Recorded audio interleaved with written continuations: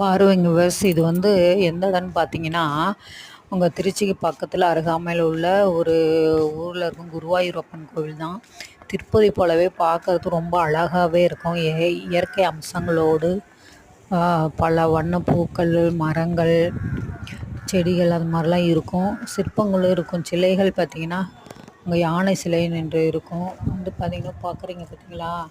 இது வந்து கோசாலை. மாடுகள் கோமாதாவா அங்க கொண்டு வந்து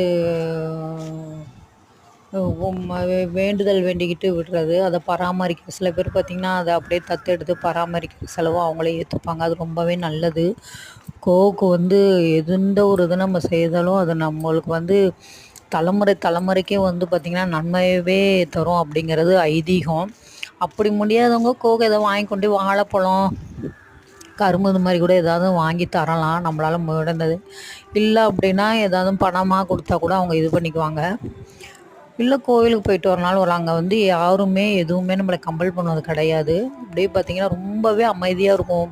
ஒரு சின்ன குட்டி சவுண்டு கூட இருக்குது. அவ்வளோ ஒரு அழகாக மென்மையாக அப்படியே தென்றல் வருடுவது போல் அப்படியே இதமாக இருக்கும் இருக்கவே.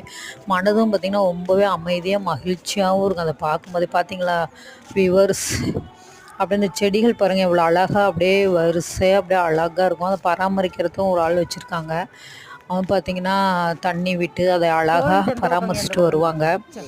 இது வந்து பார்த்திங்கன்னா திருப்பதி போலவே ரொம்பவே இந்த இது சொல்லுவாங்க இல்லைங்களா, கேரளாவுல குருவாயூரப்பன் கோயில் இருக்குது பார்த்தீங்களா, அது போலவே அழகாக ரம்மியமாக இருக்கும்.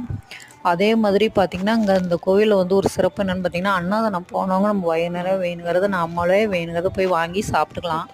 அங்கேயே பெரிய தட்டு வச்சுருக்காங்க. சாப்பாடு வந்து பார்த்திங்கன்னா பொழுதைக்குமே இருக்கும், நீங்கள் சாப்பிட்டுக்கலாம். அந்த சிற்பங்கள் பாருங்களேன், யானை சிற்பம், பிள்ளையார் பாருங்களேன், ஒரு பிள்ளையார் அப்படியே படுத்தவர்கள் இப்போ பார்த்தோம் இல்லையா, இது வந்து யானை சிற்பம். அழகாக இருக்குது பாருங்கள் பார்க்கவில்லையே. அங்கே பிள்ளையார் அந்த சிற்பம் பார்த்திங்கன்னா படுத்த வாக்கில் அழகாக அப்படியே படிச்சுட்டு இருக்க மாதிரியே ஒரு அமைப்பு இருக்கும். அது ரொம்பவே நல்லாயிருக்கும். பாருங்கள் விவர்ஸ் எவ்வளோ ஒரு இதாக இருக்குன்னு. வர முடிகிறவங்க வந்து பார்க்கலாம். கண்டிப்பாக பார்த்துட்டு போனீங்கன்னா ரொம்ப நம்ம வாழ்க்கையில் பயனை அடையலாம். அதே மாதிரி பார்த்திங்கன்னா அந்த கருட சிலை பாருங்கள் இவ்வளோ அழகாக அப்படியே ஜொலிக்குது பாருங்கள் கருட சிலை. அந்த சிற்பங்களை பார்க்கும்போதே நம்மளுக்கு வந்து பார்த்திங்கன்னா மனம் ஒரு ரம்மியமாக இருக்கும். அப்படியே நம்மளுக்கு என்னமோ ஒரு சந்தோஷத்தில் அப்படியே நம்ம மனசு பார்த்திங்கன்னா தத்தளிக்கும். நம்மளை அறியாமலே பார்த்திங்கன்னா நம்ம கண்ணில் பார்த்திங்கன்னா ஆனந்த கண்ணீர் வந்துடும். அது போலவே நானும் உணர்ந்தேன். முடிகிறவங்க வந்துட்டு போகலாம் வியூவர்ஸ். இது எந்த இடம்னு பார்த்திங்கன்னா